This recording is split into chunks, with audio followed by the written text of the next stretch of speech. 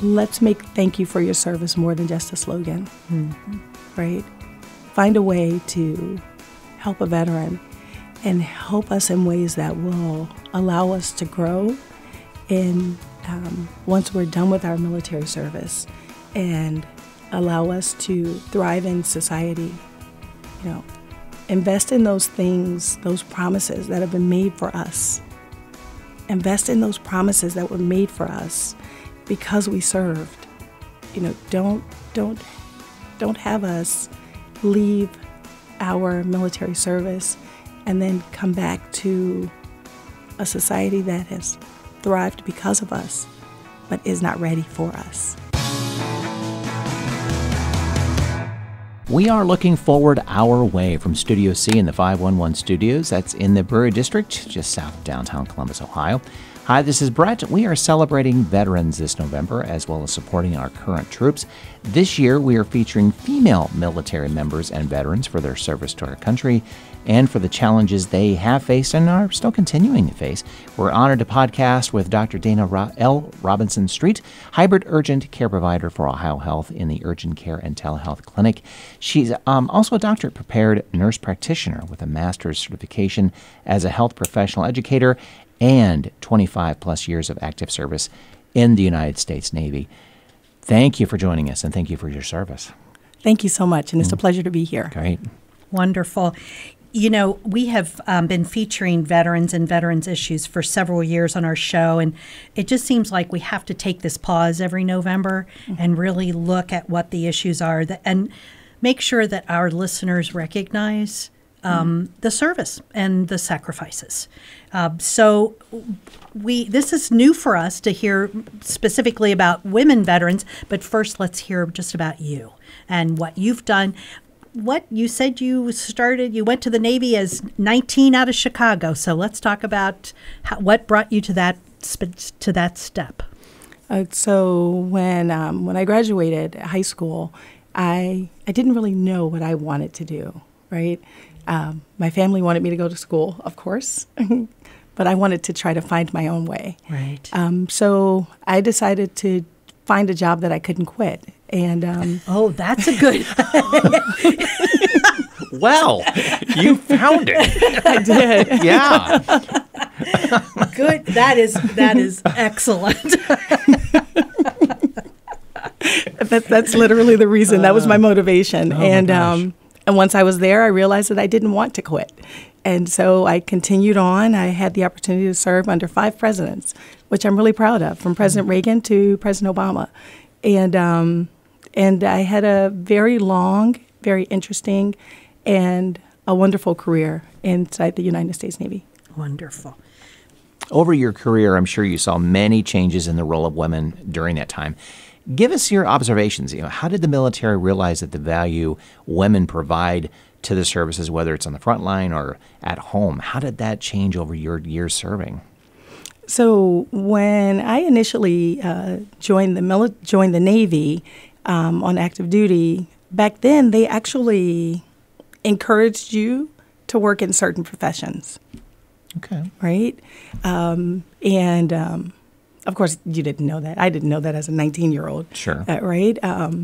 But I just noticed that my job was there was a lot of females in my office, right? And then other jobs had, maybe they were male dominant with very few females or no females. So back then, we were encouraged to work in certain areas or work in certain professions based on the ASVAB score, but I don't necessarily know that it was truly just based on the ASVAB, because you would think that all women didn't score for this particular job, right? So, but I do think that back then we were more segregated based on gender, right? Sometimes based on culture, yeah, and sometimes based on even race. Well, when I was growing up, I mean, the options were young women, if they weren't going to get married, they were teachers, librarians, Nurses. store clerks, nurses. Exactly. I mean, there weren't, and we were sort of pigeonholed in different ways. So when you were, what was your first position in a medical area? No, I was actually what we called a radioman. Really? So yes, or now the name has changed to IT.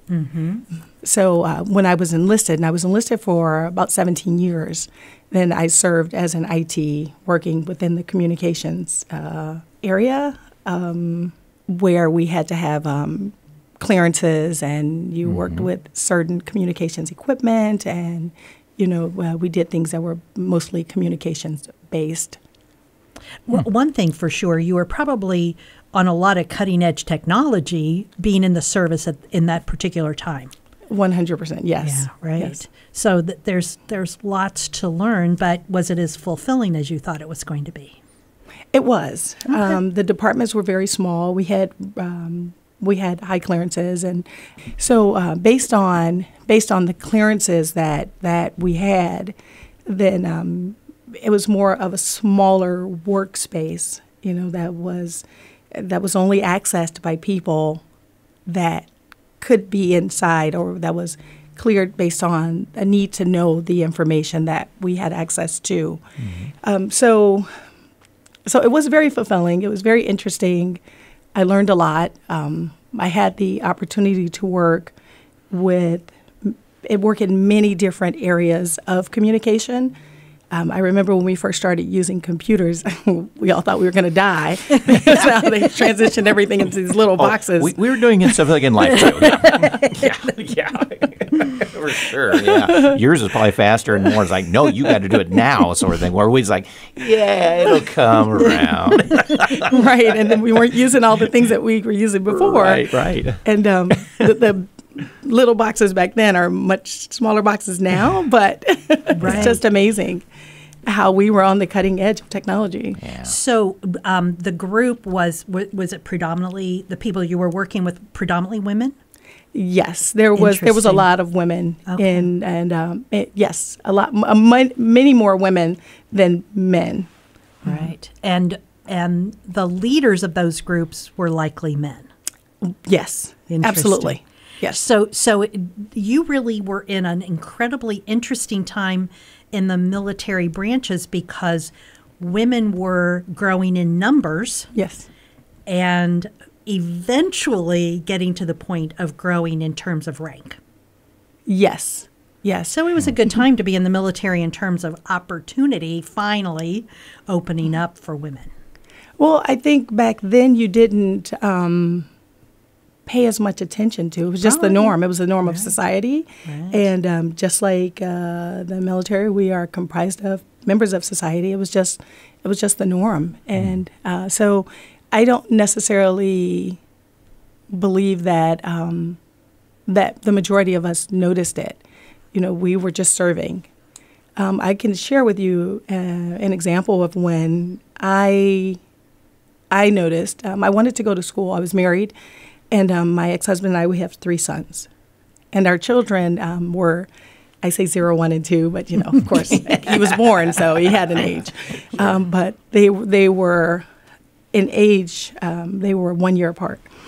And although I feel like I took the long road to get to the shortcut, right, because I joined the military, I didn't want to go to school, and then, of course, it was my desire to increase my education. So I shared with my LPO, leading petty officer, who was more, you would think of him as like a supervisor or a manager at an organization that's not military. Well, I shared with him that I wanted to go to school, right? And he told me, he said, well, you can't go to school. You've got children and you've got a husband and you have to work.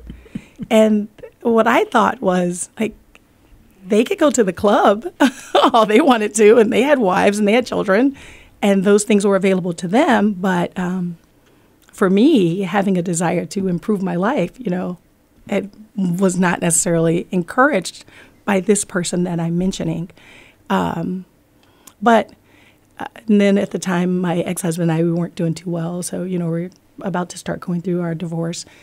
But I said to him that failure is always an option, right? It really is, and that's true in life. Failure is always an option.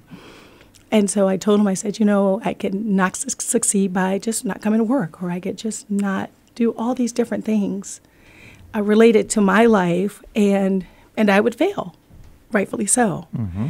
But I said, I dare you give me one reason why I can succeed, and that's the one that I'm going to go with. And that's the one that I'm going to continue to fight for. I said, because failure in life and in society and just in general is always an option for everyone.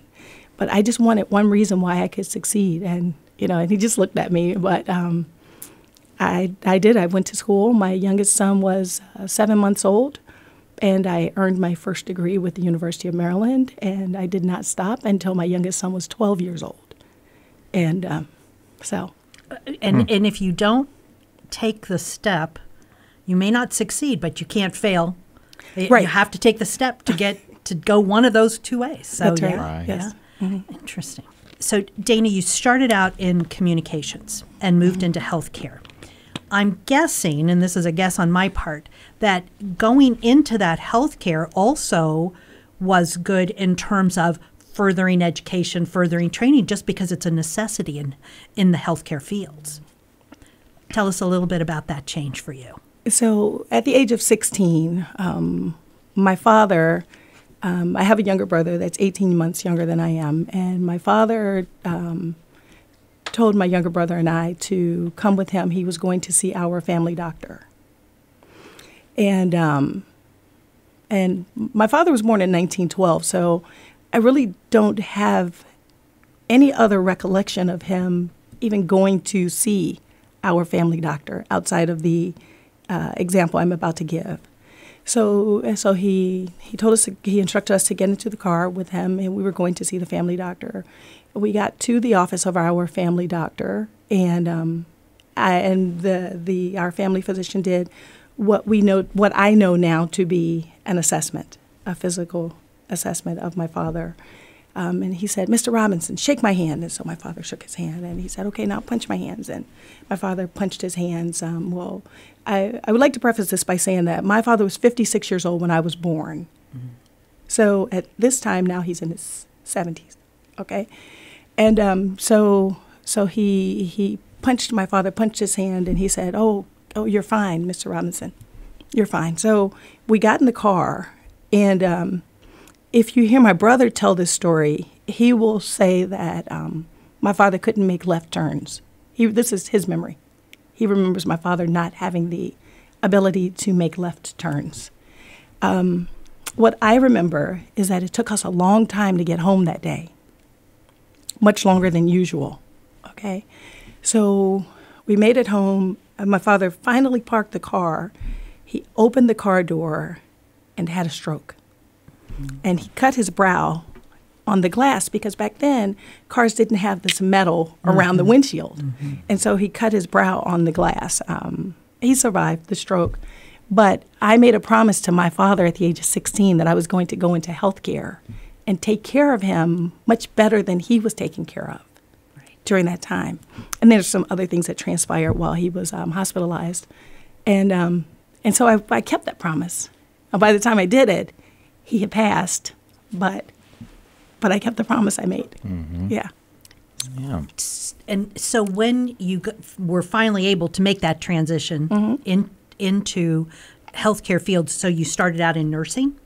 I did. So as I mentioned before, knowing that this was my goal, and knowing that we are only stationed in areas for a certain amount of time, then I had to strategically plan my education. Right. So that's why I have so many degrees. Yeah. So that's the reason why. That's interesting. Okay. Yeah. That works. It works. Yeah, it does. And so I started attending the University of Maryland in the 90s, and I graduated prior to transferring. And then when I went to my next duty station, then I enrolled at the University of Wisconsin, Milwaukee. Mm-hmm. But I was concerned that I would not have the opportunity to finish my degree prior to transferring. So I left the bachelor's program and I went to earn my associate's degree in nursing at Triton College. And at the same time, I was simultaneously applying for the MESEP program, the commissioning program in the Navy, which you have to be selected for. They don't grant the ability to, go to school to everyone. So I was selected for the program. And when I was selected, I had 1 year left at Triton College, which was a 2-year program. But the Navy did not recognize 2-year programs. Right. Right? And so now my job was to go to school. Right? And so I had a dilemma, because if I left the program at Triton, then I would have to start over in the program at the University of Wisconsin. So what I did was I attended both schools. And so my first year I took 21 semester hours for the fall semester.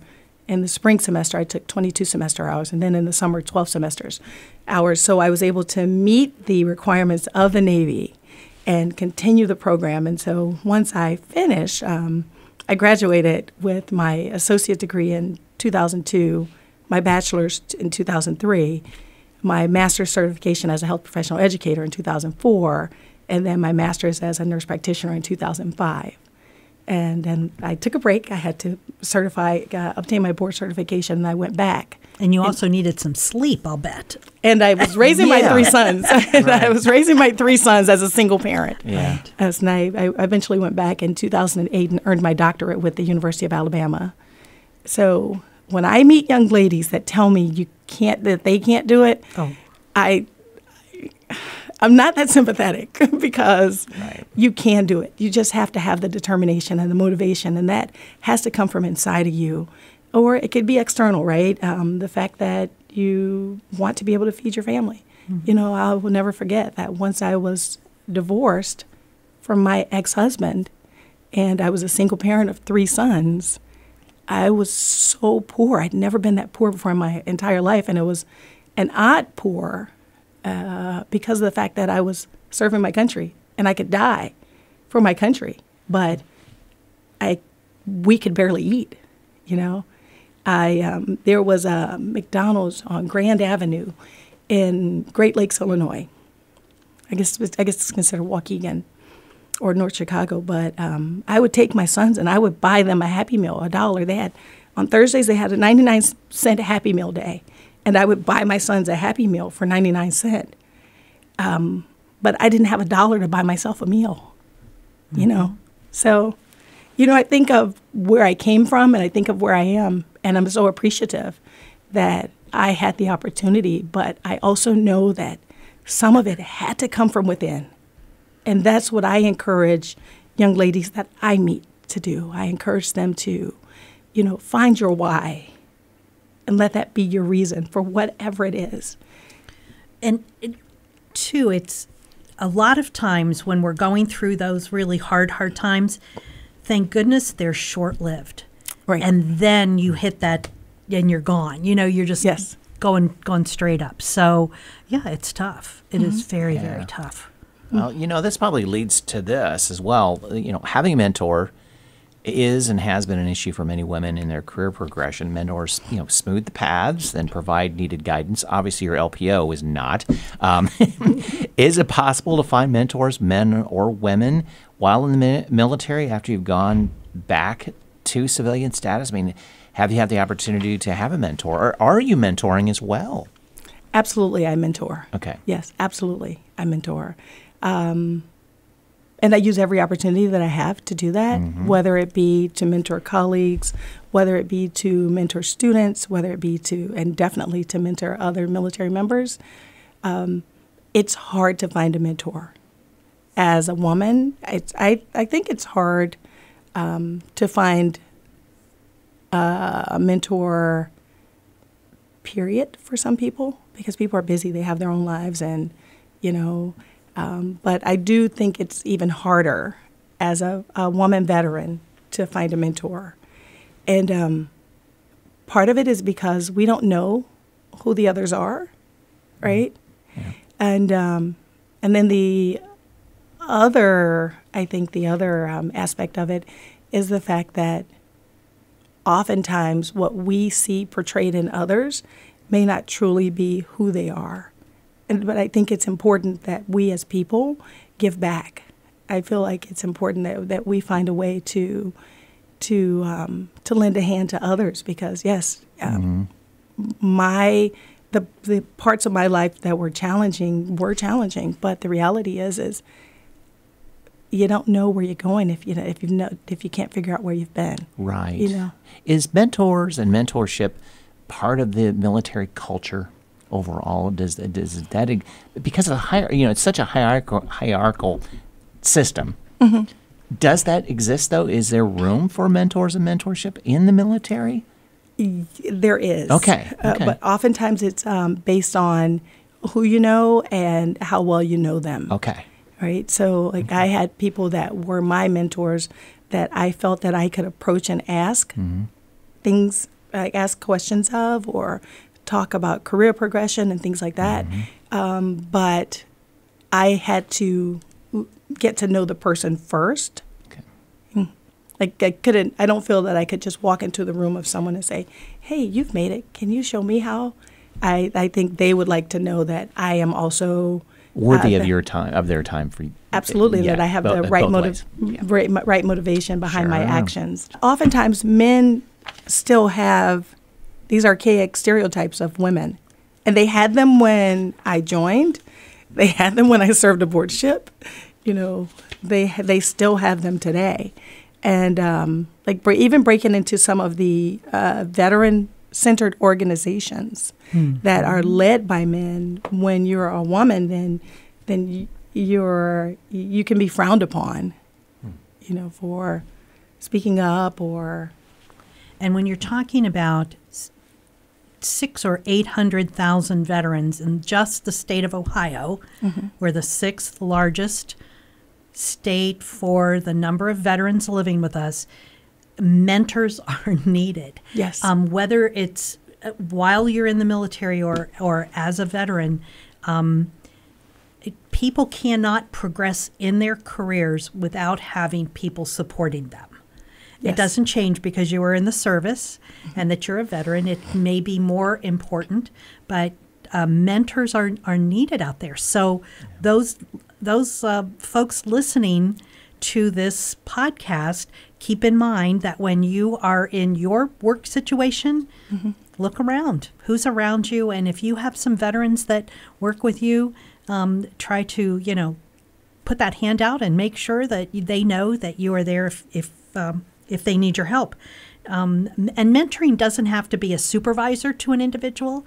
It can be even, I have had people working for me who have been tremendous, have tremendous impact on my ability to do my job. And so don't think of mentoring only as the person who works above you or who is somehow above you. It's from all around. So absolutely, mentoring is important.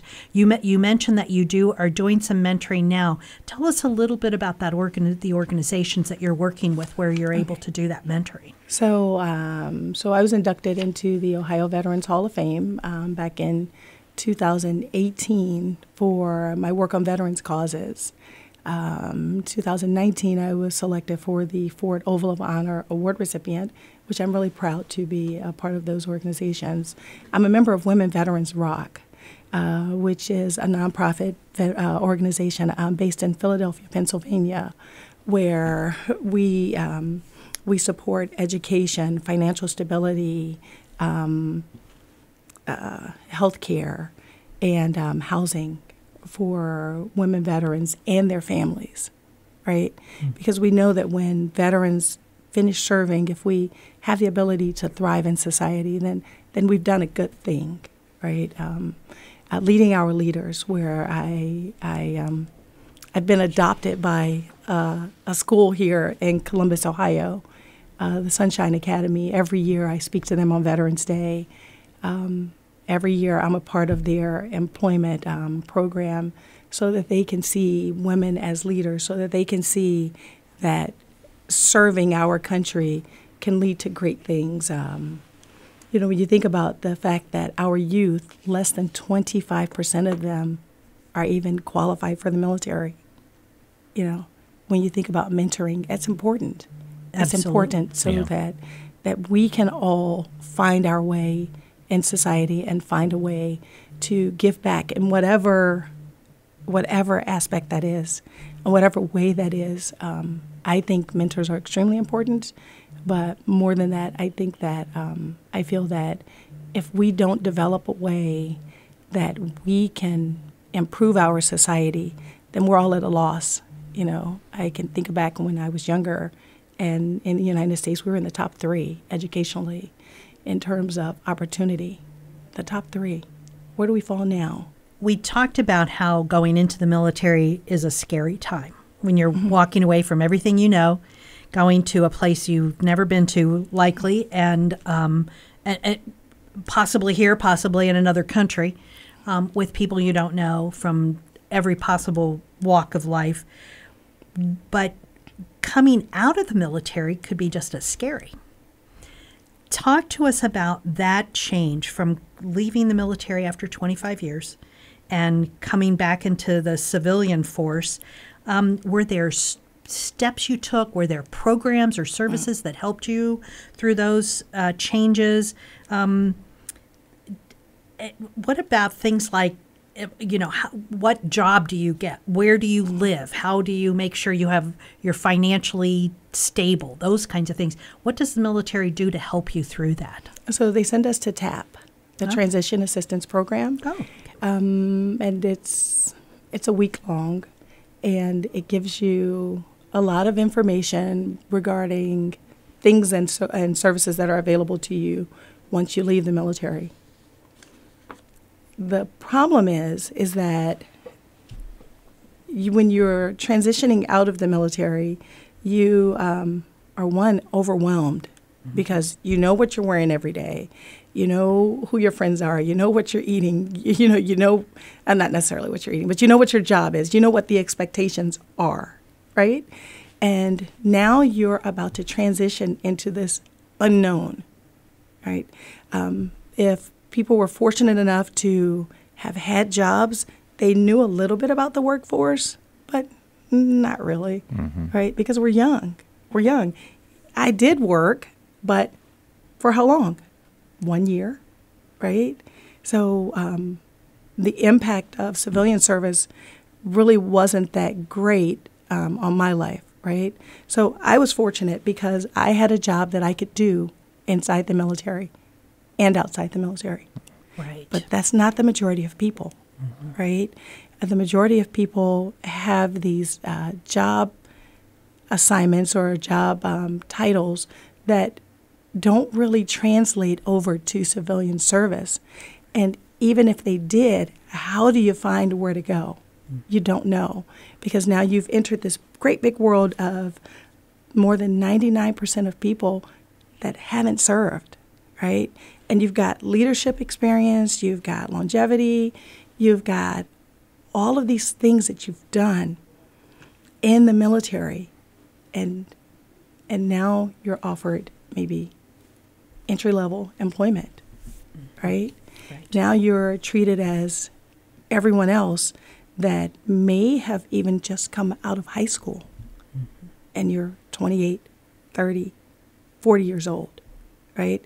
And so for me as a military member or a person who served my country, I wouldn't feel that great about what I'm now doing, but I still have to be able to survive. And so you see a lot of military members that have a hard time transitioning, and I think that the difficulty with transitioning is based on the fact that there is a lack of understanding of who we are and what we do, and then there's a lack of understanding of what we need to do to progress forward. So I think it's on both sides of the fence.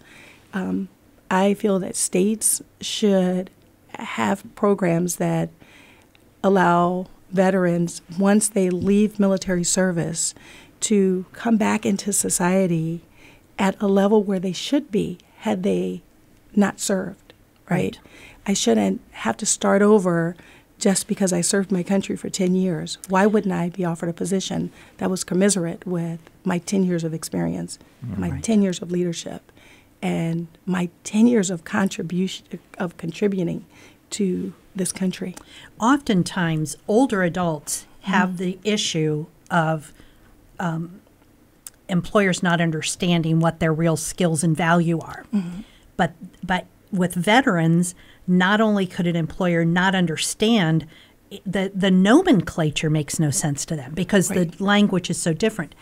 I do have to say, with the state of Ohio, the Ohio Office of Veteran Services has some great programs to help employers better understand, particularly looking at skill sets for veterans. And so if we have employers out there listening to this podcast, we'll include that information in our show notes because there is even a program that employers can use that literally translates what, if they need a forklift operator, what is the title of the veteran who did forklift operating? Make that connection. Yes. So that is helpful. I don't know that every state has that information. So that could be a huge issue, but we actually even have funding in Ohio for employers who hire veterans. So there's an incentive for them to do the extra job, extra work in the HR process of being able to hire a veteran and make it work for their organization. So yeah, that's true. Absolutely. And Ohio is also looking into allowing veterans to obtain licenses that are in line with what they did, as opposed to I would use medics as an example. We have medics in the military that do a lot more than even nurses do in hospitals. They can start the IVs. They're saving lives, right? They're saving lives in very hard situations. Yes, military members that are injured, and they're doing it by themselves, without a written order from me as a provider, right? Yeah. And then once they leave the military, then they can either go back to school or their skills aren't known about or as valued. And going back to school could mean that they need to work for their family because there's no income coming in. They're going through programs that they already know the information. Right. So yeah, certifications are a huge problem. Going back to that TAP program, so you did that for a week before you left the military. Yes. Were there follow-ups that you could do? I mean, were they, like, say, you don't know what questions to ask until 6 months out and you're like, oh my gosh, why didn't I ask them this? Can you go back and get more information from those groups? No, that's it. Not if you've left the military. Yeah. So if you could imagine that I just gave information for an entire week, right, in an organization that is meant to keep people there. Like, the military is not here to help you leave.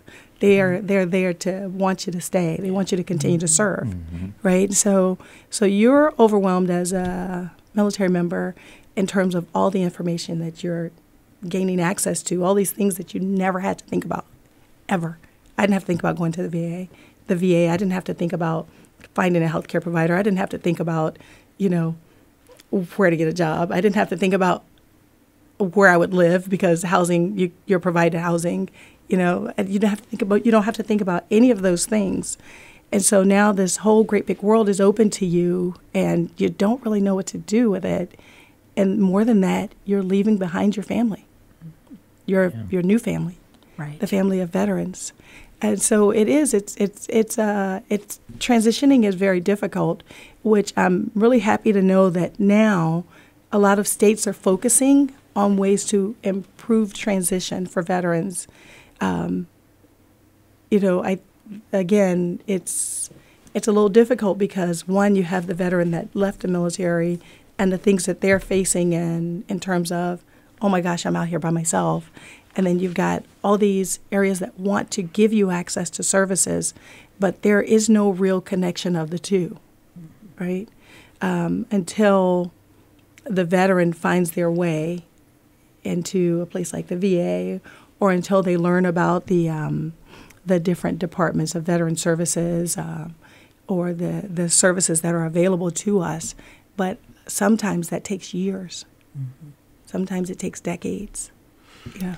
You know, that's an interesting point. When you are leaving your family home as a young person, going into the military, it's literally an immediate change. Yes. And when you're doing that, leaving the military to civilian life again, it's this immediate change. You don't have time to experiment or think about it. Right. You just have to like jump off the cliff and go for it. If I'm in the middle of changing my job, my house is still the same. My family's here is still the same. All those things are still the same. All I'm doing is changing a job. Yes. You're changing a life. Right.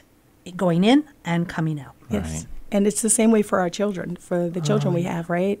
Because they attend a school for 3 years or 2 years, right?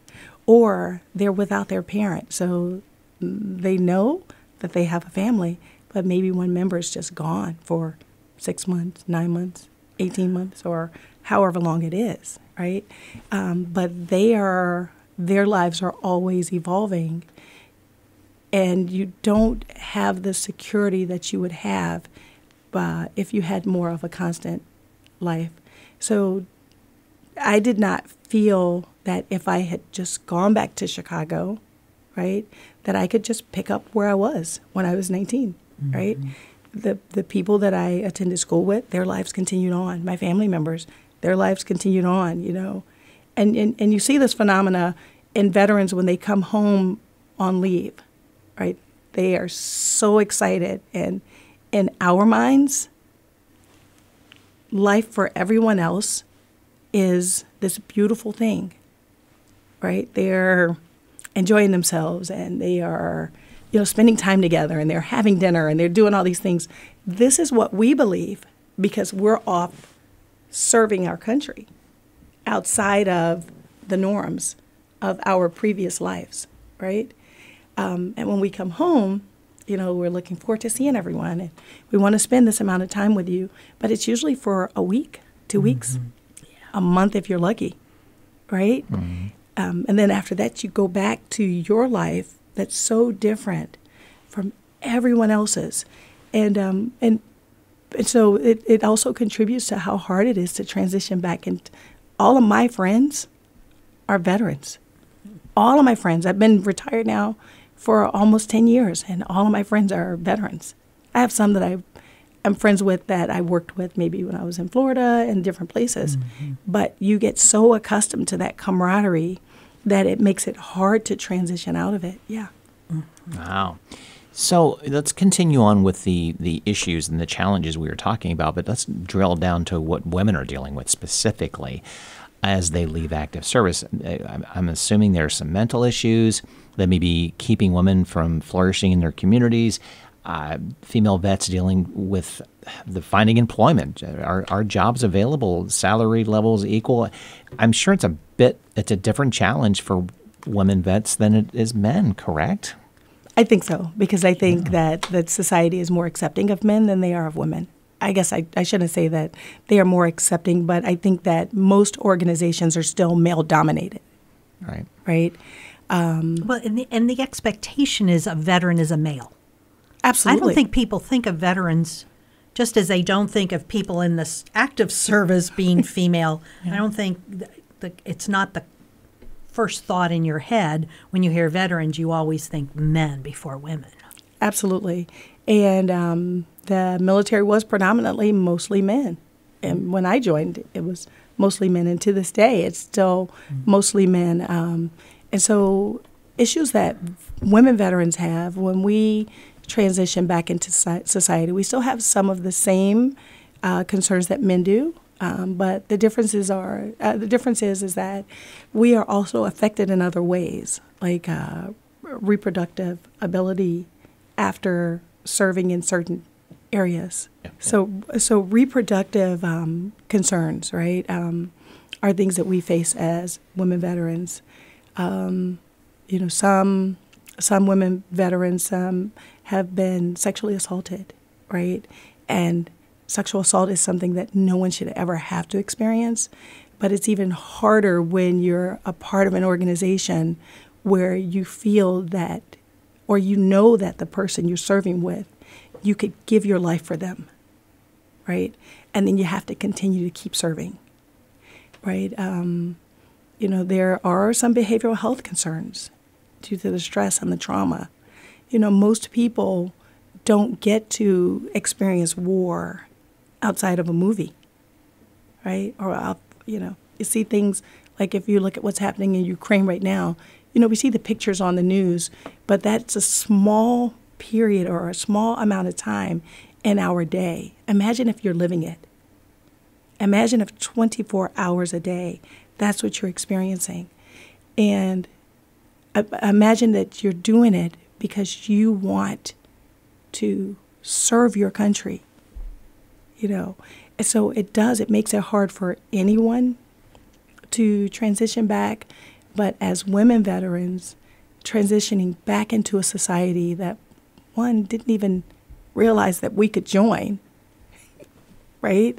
Or one didn't even recognize that we were there, to then come back and just try to pick up and carry on with your children. Like, we still have the same problems that everyone else does, right? With your children, with trying to find a house and just trying to maneuver your way through life. It makes it really challenging. So, and with children, you're dealing with schools. Yes. That they've had to change another time. They've probably changed several times. Caregiving for children, if you're working. So there are lots and lots of additional issues that come about. Something that you just said hit me when you mentioned Ukraine and hit me earlier in our conversation. It seems that when only 1% of our population understands the issues of military service, because in the United States, and, knock on wood, we've been lucky, we don't have what Ukraine is going through. We've not had the war brought to our shores in a long time. And it only happened for a short period of time during World War II, and before that it was the Civil War. Mm-hmm. So we've not had to give up anything. I still remember the stories my parents and grandparents told me about the little stamps that they would get to buy food, and particularly like meats and cheeses and things that had to go because there were more people in the military than were left back here at home. But we haven't had to give up that sacrifice. But veterans have. Yes. If we think about January 6th, we slept on the steps of the Capitol. If we think about COVID, we were buying groceries for people who were ill. Right. If we think about the pandemics that we're facing right now, we've got the pandemic of COVID still going on. We've got monkeypox. We have RSV, right, where people are hospitalized at astronomical levels. And guess what? They are calling upon us to go and man these hospitals. So for us, we are still serving, regardless of whether we're in Afghanistan or Iraq or in Japan, Guam, it doesn't matter. We continue to serve, which is why it's important that as a society, we have to make sure that we care for veterans. Now, also as a society, we have to make sure that we are also prepared, right? And that's where that mentoring comes in, that mentoring that says that I am my brother's keeper, that says that I want you to do well just because you're you, just because you're a human being. Not because it's going to give me anything back. Right. Nothing that's intrinsic upon me or I'm gaining because of it. Mm-hmm. We have to make sure that we are investing in one another, just like we are investing in these multi-billion-dollar organizations. Without the ability to access care, the cost of the heart attack is much more expensive than the cost of high blood pressure, right? The cost of the effect on our mental stability is much greater than it is if we are prepared and if we give people a soft place to land. And so that's what I try to do as a mentor. That's what I try to do as a friend. That's what I try to do as a sibling. And that's mostly what I try to do, especially as a mother. But I feel that as a society, we can do so much more, so much more. And so you're right. We have not had to face the things that Ukraine has had to face. But when we look at them, one of the most admirable things that I see is the fact that they want to pull together and work together and be there for each other. Mm-hmm. And we saw that in this country during September 11th. But after that, we've just kind of started transitioning back into not investing as much in one another. So, Dana, we've already talked about a few successful programs, but are there other kinds of examples that you have of things that are working particularly for female vets, but for vets in general? Mm-hmm. So Women Veterans Rock, that was the one I mentioned them. I mentioned that organization, which is an amazing organization. It's based out of Philadelphia, Pennsylvania, with Chesterfield College, where we help veterans, women veterans and our families in terms of health care, housing, education, and employment.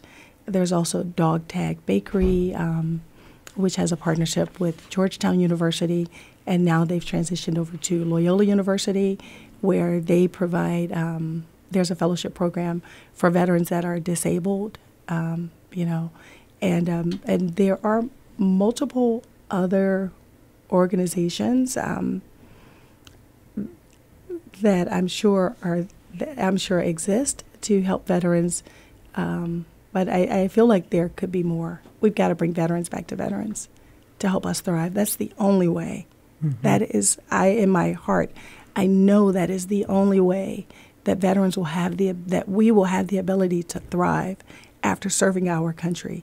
We've got to bring veterans back to veterans. We've got to invest in those things that help us, like veterans' homes. We've got to invest in helping us politically in terms of having the ability to run for office. I mean, if you can imagine that people who are making decisions on what we do in our lives and how we live our lives and the wars we fight in, a lot of them haven't served. Right. Right? So you make a theoretical decision for a human being without having an understanding of what that human being is faced with. It doesn't make sense. And the expectation for us as veterans is so high, and we stand up and we fight and we raise the bar. We do all that we can. But at what point does society give back to us? Right. At what point? Yeah. Exactly. And that's why it's important that, for me, Veterans Day is every day. It's not just November 11th. Mm-hmm. That's right. Yeah. It's every day. We'll have information on our show notes about the programs you've mentioned, some other programs that we have here in Central Ohio. But also for those listening who are not in Central Ohio, the first thing you need to do if you need help is to ask for help. And the first place you can go to is your local veterans office in the city, the county, or the state where you live. Get to them. They have those resources. They have that information. Mm-hmm. You do need to ask for help, but that is absolutely your right to do. You need to ask, and it's okay. Dana, you've given us an immense amount of information and insight. Already a lot of words of wisdom, but any final thoughts you want to make sure our audience hears? I would say, let's make thank you for your service more than just a slogan, mm-hmm. right? Find a way to help a veteran and help us in ways that will allow us to grow in once we're done with our military service and allow us to thrive in society. Invest in those things, those promises that have been made for us invest in those promises that were made for us because we served. Don't have us leave our military service and then come back to a society that has thrived because of us, but is not ready for us. And so that's what I would recommend. We proudly serve. I'm so proud of my military service, and I'm proud that I had the opportunity to serve. But I want to see a society that's based upon, things that will not just help me, that will also help my children, that will also help my neighbor, right? We've got to make sure that we are just doing the right thing as a country. Well, many thanks to Dr. Dana L. Robinson Street for joining us today. Listeners, thank you for joining us, and don't forget to check out our show notes for contact information and resources on our website, lookingforwardourway.com. And we're looking forward to hearing your feedback on this and any of our podcast episodes.